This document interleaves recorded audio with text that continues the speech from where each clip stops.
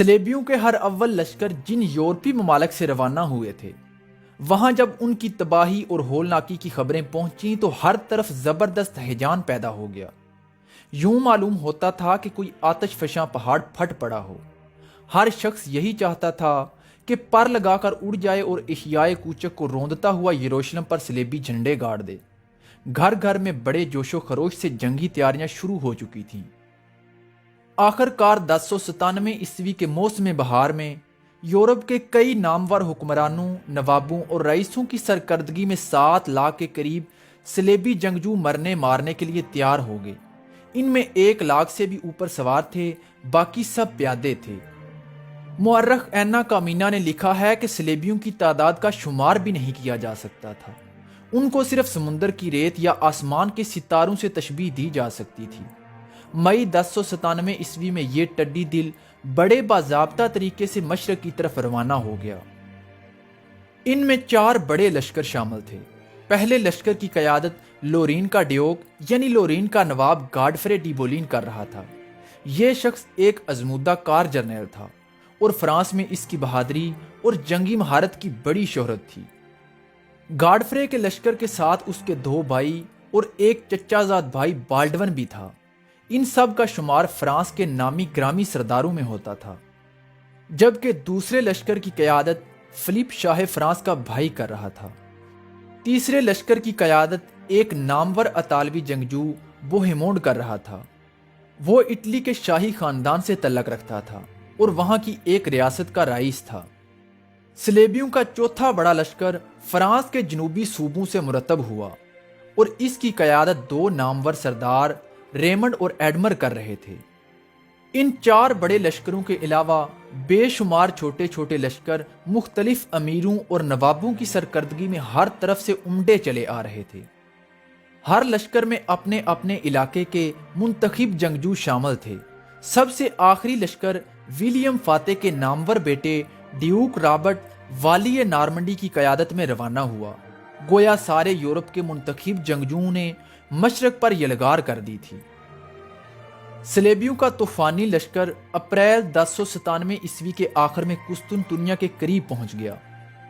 قیصر روم الیکسیس نے پھر حکمت عملی سے کام لیا اور قسطنطنیہ سے باہر ہی باہر اس ٹڈی دل کو جہازوں پر لاد کر آبنائے باسفورس کے پار ایشیائے کوچک کے ساحل پر اتروا دیا۔ صلیبی فوجیں 1097 عیسوی کے پہلے نصف کے دوران ایشیائے کوچک میں داخل ہو گئیں، جہاں ان کے ساتھ پیٹر دی ہرمٹ کی بچی کچی فوج بھی آ کر شامل ہو گئی۔ اس کے علاوہ قیصر روم الیکسیس نے اپنے 2 جرنیلوں کے ساتھ اپنی فوج کا کچھ حصہ بھی ان کے ساتھ بھیج دیا۔ ان کی مہم کا پہلا مقصد نیکیا کو حاصل کرنا تھا، جو کبھی بازنطینی حکومت کا ایک شہر ہوا کرتا تھا، لیکن اس کے بعد سلجوکیوں نے بازنطینیوں کو شکست دے کر اس شہر پر قبضہ کر لیا تھا۔ صلیبی لشکر نے آگے بڑھ کر نیکیا کا محاصرہ کر لیا۔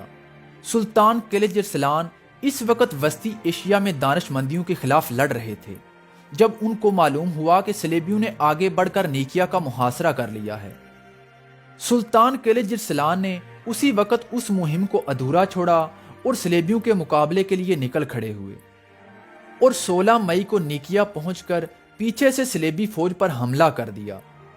لیکن صلیبی فوج کی تعداد اتنی زیادہ تھی کہ ان کو اس حملے سے کوئی فرق نہیں پڑا اور سلطان کلج ارسلان کو پیچھے ہٹنا پڑا۔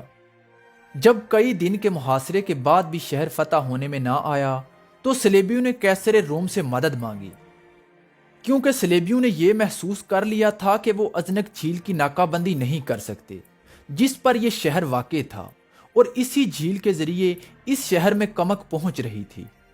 جھیل کی ناکہ بندی کرنے کے لیے قیصر روم نے اپنے بحری جہازوں کو بھیجا۔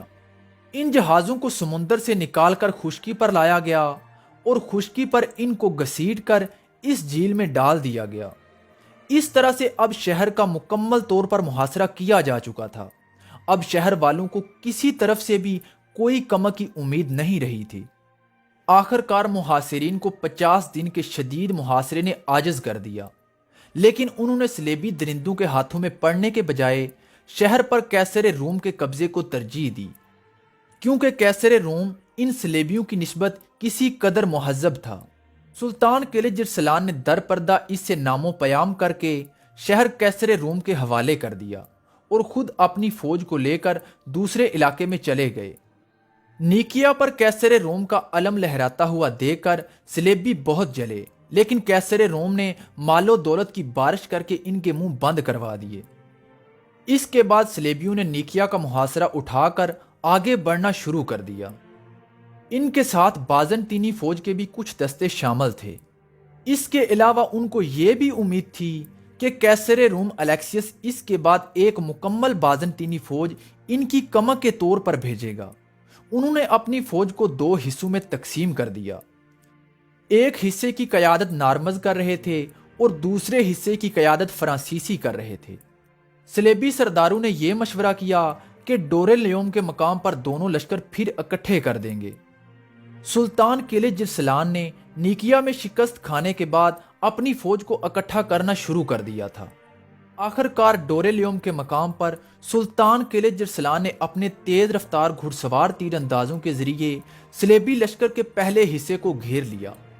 سلیبیوں کی تعداد مسلمانوں کے مقابلے میں بہت زیادہ تھی، لیکن اس کے باوجود سلطان قلعہ ارسلان نے اتنے تابڑ توڑ حملے کیے کہ سلیبی سمٹ کر رہ گئے۔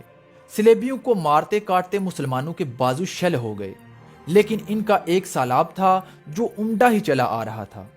اسی دوران سلیبیوں کا دوسرا لشکر بھی آن پہنچا اور انہوں نے سلطانی فوج پر حملہ کر دیا، اور ساتھ ہی سلیبی لشکر کے ایک حصے نے ایڈمر کی قیادت میں سلطانی فوج پر پیچھے سے حملہ کر دیا۔ اس تازہ دم کمک کے پہنچنے اور اچانک پیچھے سے حملہ ہونے پر عیسائیوں کا دباؤ سلطانی فوج پر اس قدر بڑھ گیا کہ ان کے پاس پسپا ہونے کی سوا کوئی چارہ نہ رہا۔ چنانچہ سلطان قلعہ ارسلان اپنی بچی ہوئی فوج کو لے کر پیچھے ہٹ گئے۔ سلطان قلعہ ارسلان کو شکست دینے کے بعد سلیبیوں نے انطاکیہ کی طرف پیش قدمی شروع کر دی۔ اسی اثناء میں سلطان قلعہ ارسلان نے پھر اپنی قوت جمع کی اور انہوں نے سلیبی لشکر کے راستے میں آنے والے تمام علاقوں کی فصلوں کو جلا ڈالا اور وہاں کے باشندوں کو محفوظ مقامات پر پہنچا دیا۔ اس کے ساتھ ہی انہوں نے سلیبیوں پر چھاپے مارنے شروع کر دیے۔ رسد کی قلت، پانی کی کمی اور دشوار گزار راستوں نے سلیبیوں پر اور بھی زیادہ ستم ڈھایا۔ سلجوقی سلطنت میں کہیں بھی قدم جمانے کے بجائے انہوں نے اپنی عافیت اسی میں دیکھی کہ یہاں سے کسی نہ کسی طرح بچ کر نکل جائیں۔ چنانچہ کونیا کی سرسبز وادی کو پامال کرنے کے بعد انہوں نے بڑی تیزی سے کوہستان تارس کو عبور کیا اور شام کی سرزمین پر پہنچ گئے۔ سلیبیوں کے نکلتے ہی سلطان قلعہ ارسلان نے اپنے کھوئے ہوئے علاقوں میں بیشتر پر پھر سے قبضہ کر لیا۔